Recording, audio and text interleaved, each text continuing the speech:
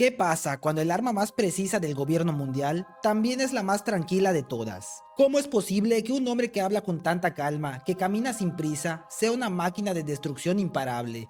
Borsalino, también conocido como Kizaru, no es solo uno de los almirantes más poderosos de la marina. Su facha y su estilo lo hicieron un favorito inmediato del fandom, pero lo que hay detrás de esa sonrisa casi burlona es mucho más complejo. Desde su primera aparición, Kizaru impacta, no solo por el hecho de que tiene una fruta que le permite moverse y atacar a la velocidad de la luz, sino por cómo su apariencia y comportamiento contradicen todo lo que esperarías de alguien con ese nivel de poder. Su traje amarillo de rayas, su barba de chivo, sus gafas oscuras, todo en él grita que está en su propio mundo, y en cierto modo lo está. Borsalino no corre, no se inmuta, no grita, habla lento como si todo le diera flojera, y sin embargo, cuando actúa, lo hace con una precisión quirúrgica, no falla, no duda. Esa personalidad lo volvió icónico. Kizaru es cool sin intentarlo. Su forma de hablar con ese tono monótono y arrastrado, esa calma que no pierde ni en medio del caos. El almirante que no se inmuta ante nada, el que puede enfrentarse solo a los supernovas como si fueran niños traviesos. En el archipiélago Sabaody vimos por primera vez el alcance de su poder. Derrotó con facilidad a personajes como Basil Hawking, ex-Drake o Uroge. Jugó con ellos, literalmente cada uno de sus movimientos parecía hecho con aburrimiento, pero era devastador. Todo el fandom lo notó. No solo está roto, sino que además es elegante, frío y calculador. Por eso, desde entonces se convirtió en uno de los almirantes más populares entre los fans de One Piece. Pero esa imagen también puede ser una fachada, una armadura emocional. ¿Cómo te mantienes cuerdo siendo un arma del gobierno mundial? ¿Cómo soportas las órdenes de acabar con piratas, revolucionarios,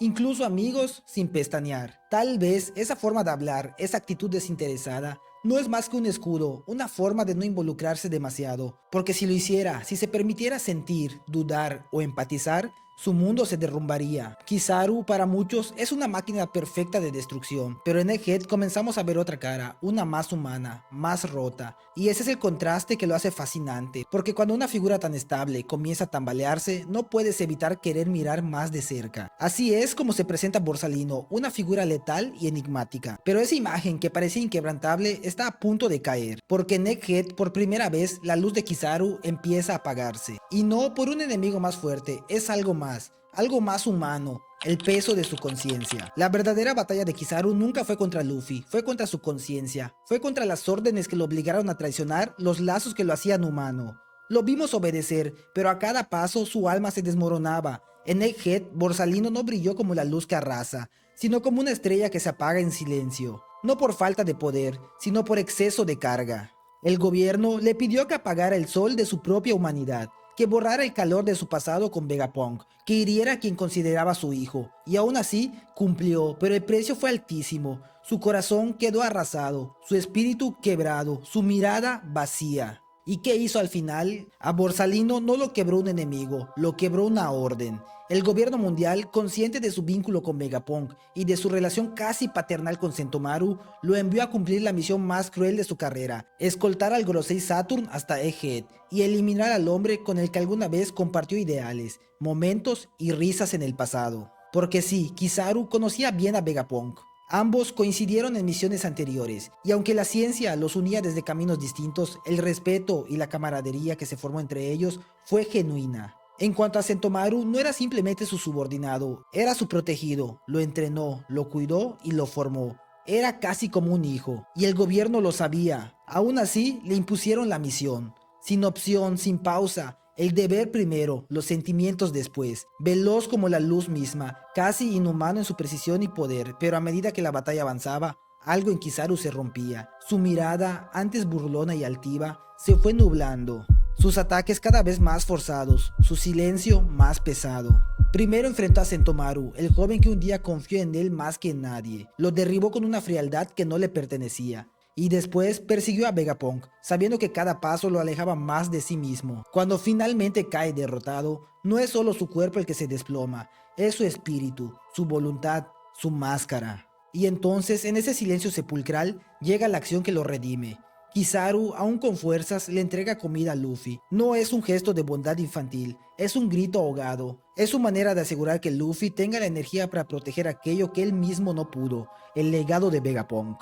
Un legado que posiblemente sobrevivió en Lilith, porque si alguien debía escapar, era ella, portadora del conocimiento, del alma de Stella. y esa fue su forma de luchar contra las órdenes. El Kizaru que llegó como arma del gobierno terminó ayudando a su enemigo a preservar una idea. El Kizaru que debía eliminar el futuro terminó asegurándose de que éste pudiera nacer.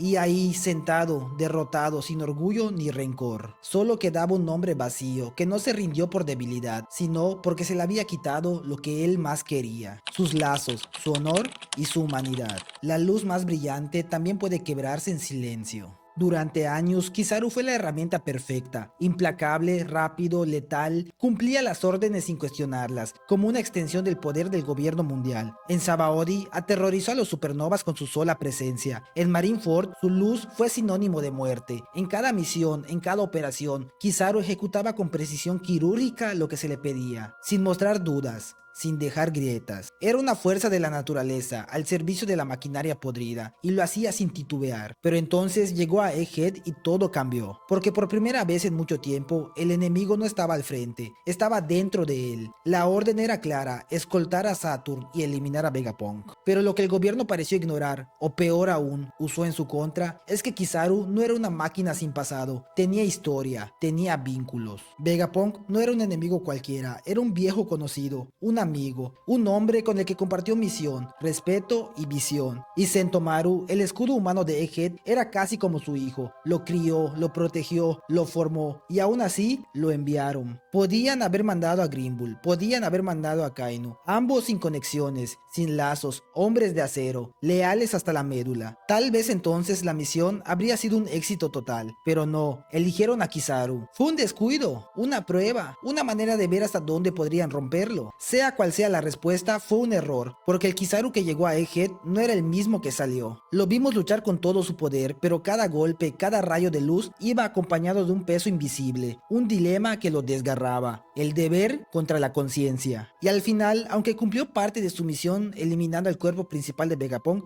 ya no era una victoria, era una tragedia personal, una que lo dejó derrotado por dentro. El gobierno lo trató como un arma, pero Kizaru seguía siendo un hombre con sentimientos y con corazón. Y al ignorar esto, lo perdieron, porque incluso la luz más veloz no puede escapar de su propia sombra. Kizaru fue más que un soldado veloz o una fachada imperturbable. Fue un hombre atrapado entre la lealtad y su pasado, entre la luz que todo lo alcanza y su sombra que nunca pudo dejar atrás. Lo admiramos por su poder, pero hoy podríamos entenderlo por su dolor, porque detrás de cada ataque perfecto había un corazón roto, que seguía una misión que jamás debió ser suya. Si este análisis te hizo ver a Kizaru con otros ojos, suscríbete y deja tu like. También déjame tu opinión en los comentarios. Por mi parte sería todo. Soy el Yuka y nos vemos en un próximo video. Adiós.